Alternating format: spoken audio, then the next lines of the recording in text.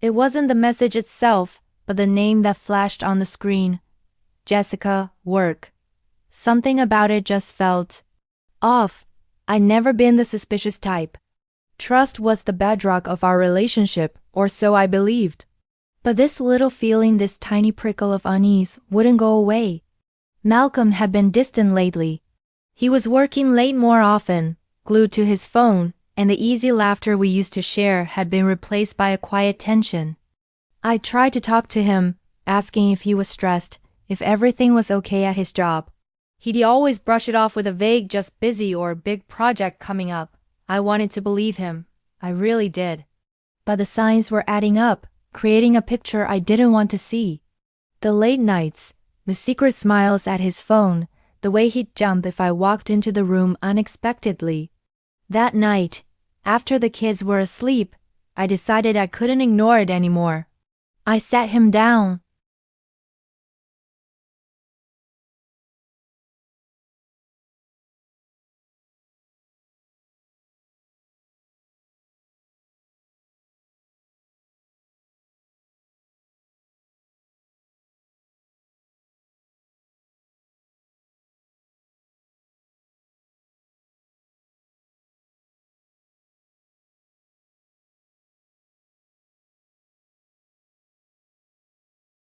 I'd lie awake, replaying every moment, every lie, searching for clues I might have missed.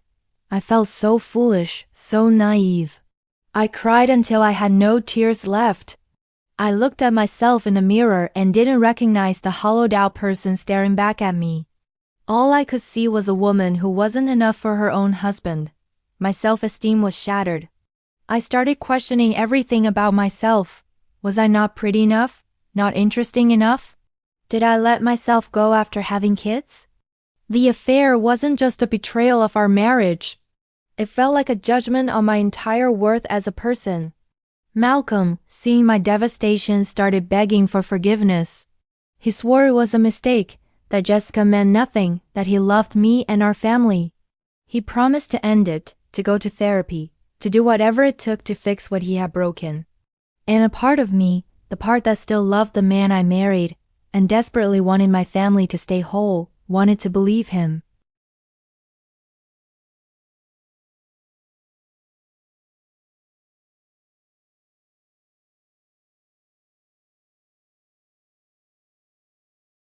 I had become a person I didn't recognize, consumed by suspicion and insecurity.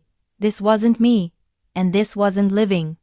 The joy was gone, replaced by a constant low-level anxiety. The turning point came one afternoon a few months later. I was looking through old photo albums, searching for a time when things were simple, when our smiles were real. I saw a picture of myself from before I even met Malcolm.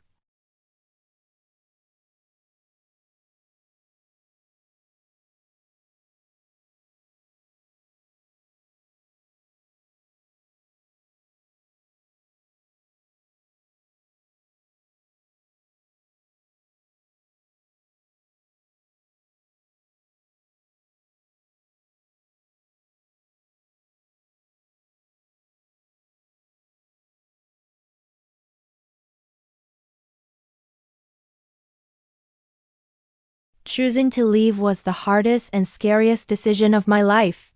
The thought of breaking up my family, of being a single mom, of starting over from scratch was terrifying. But the thought of staying, of living in the shadow of his betrayal forever, was even more terrifying. So, I took a deep breath and I chose myself. I told Malcolm it was over. Not out of anger or revenge, but out of a newfound sense of self-preservation. I needed to save myself.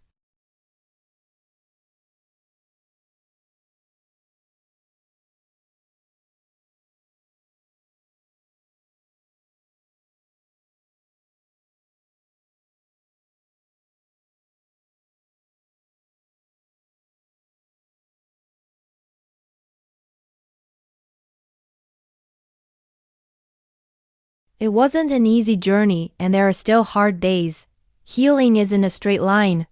But now when I look in the mirror, I see a survivor. I see a woman who was pushed to her breaking point and chose to rebuild herself stronger than before. My story isn't about the perfect revenge. It's about reclamation. It's about reclaiming my life, my happiness, and my sense of self. To anyone out there who has been betrayed, who feels lost and broken, please know this. You are not defined by what someone else did to you. Their actions are not a measure of your worth.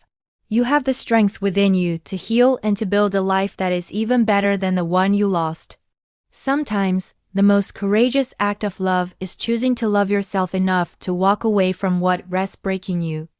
My betrayal forced me to choose myself, and it was the best choice I ever made. Thank you for listening. Remember to take care of yourselves, and I'll see you in the next video.